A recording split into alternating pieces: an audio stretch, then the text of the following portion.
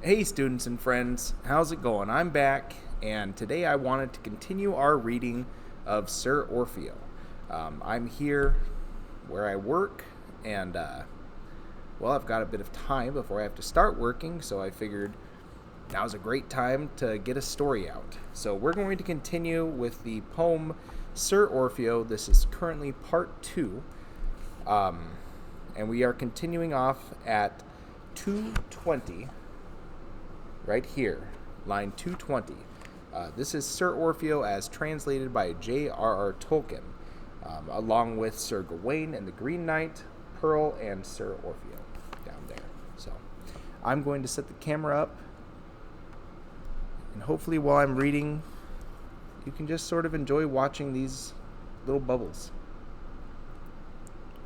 flow to the top of my SodaStream bottle. I thought it'd be kind of nice. Then weeping was there in the hall, the great lament there made they all, and hardly there might old or young, for weeping utter word with tongue. They knelt them down in company, and prayed if so his will might be, that never should he from them go. Have done, said he, it must be so. Now all his kingdom he forsook, only a beggar's cloak he took. He had no kirtle and no hood, no shirt nor other raiment good. His harp yet bore he even so, and barefoot from the gate did go. No man might keep him on the way. Me, the weeping woe that day, when he that had been king with crown went thus beggarly out of town. Through wood and over moorland bleak, he now the wilderness doth seek, and nothing finds to make him glad, but ever liveth lone and sad. He once had ermine worn and vair, on bed had purple linen fair. Now on the heather hard doth he lie, in leaves is wrapped and grasses dry.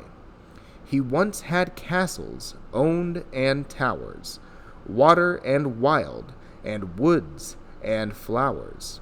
Now though it turn to frost or snow, this king with moss his bed must strow.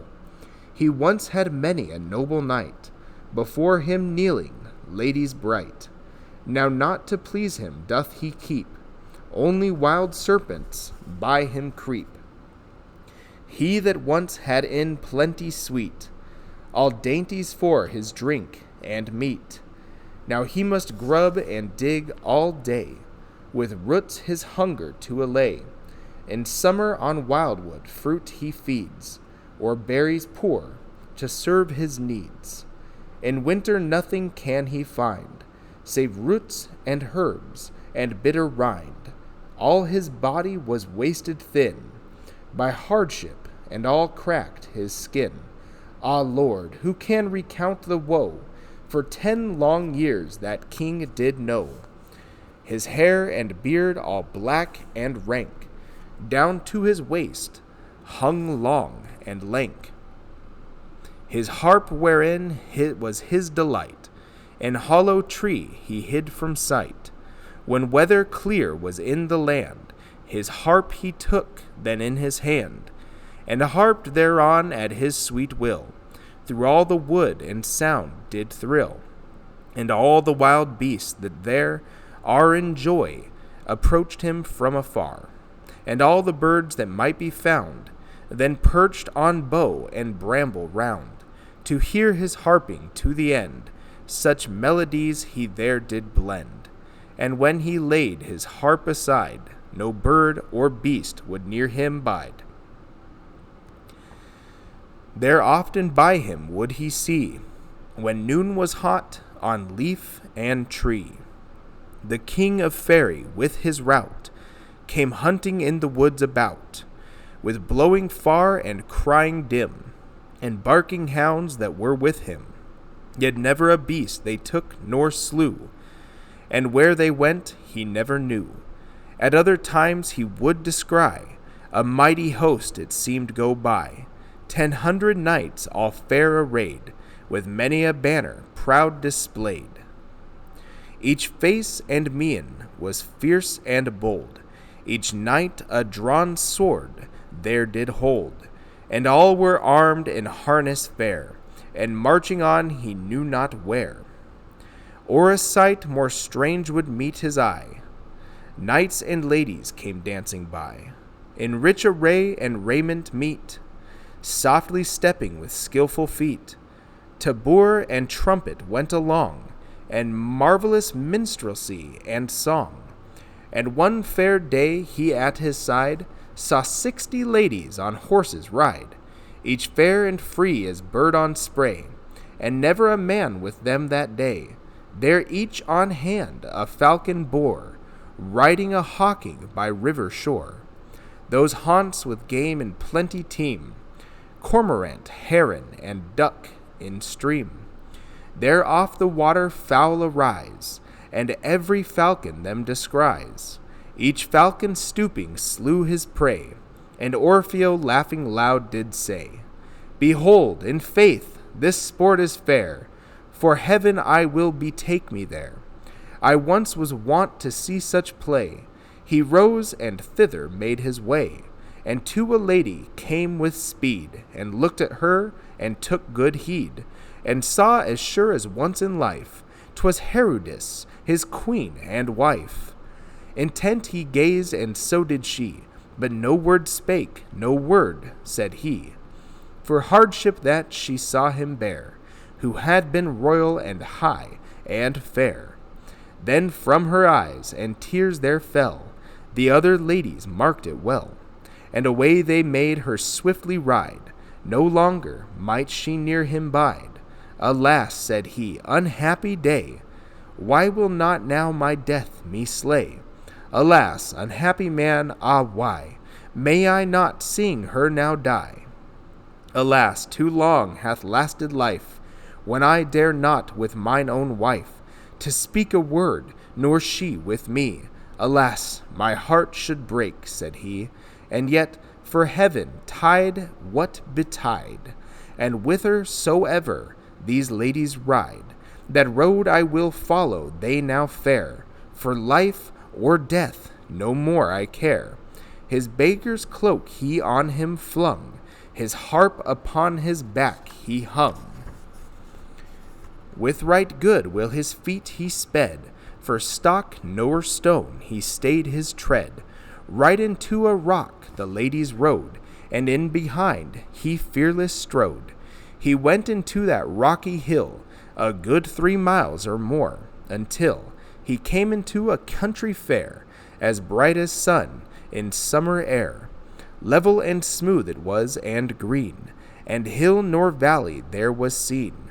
A castle he saw amid the land, princely and proud and lofty stand. The outer wall around it laid, of shining crystal clear was made. 100 towers were raised about, with cunning wrought, embattled stout, and from the moat each buttress bold in arches sprang of rich red gold. The vault was carven and adorned with beasts and figures horned. Within were halls and chambers wide, all made of jewels and gems of pride. The poorest pillar to behold was builded all of burnished gold, and all that land was ever light, for when it came to dusk of night, from precious stones there issued soon a light as bright as sun at noon. No man may tell nor think in thought how rich the works that there were wrought. Indeed it seemed he gazed with eyes on the proud court of paradise. The ladies to that castle passed, behind them Orfeo followed fast. There knocked he loud upon the gate. The porter came and did not wait, but asked him what might be his will. In faith, I have a minstrel's skill, with mirth and music, if he please, thy lord to cheer, and him to ease.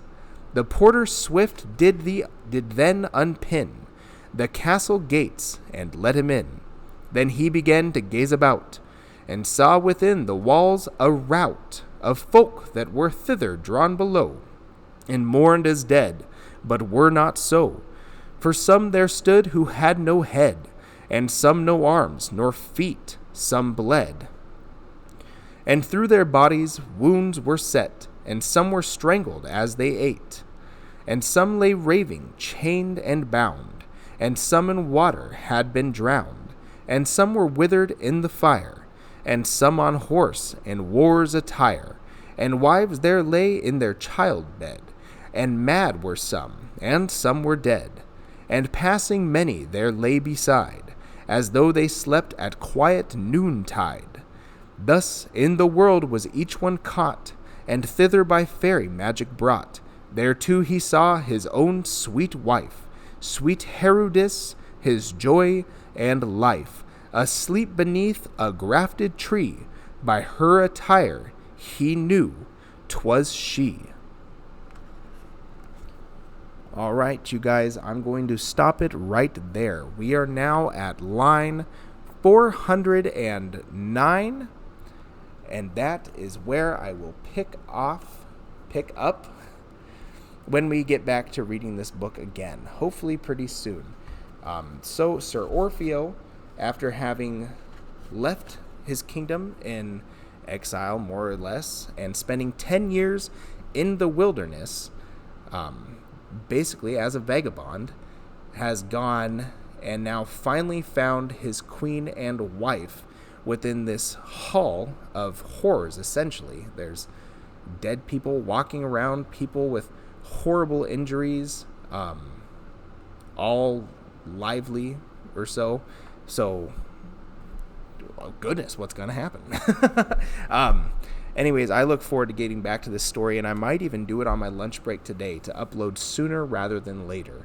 So, until that time, stay happy, stay healthy, and stay in the pursuit of knowledge. Bye, guys.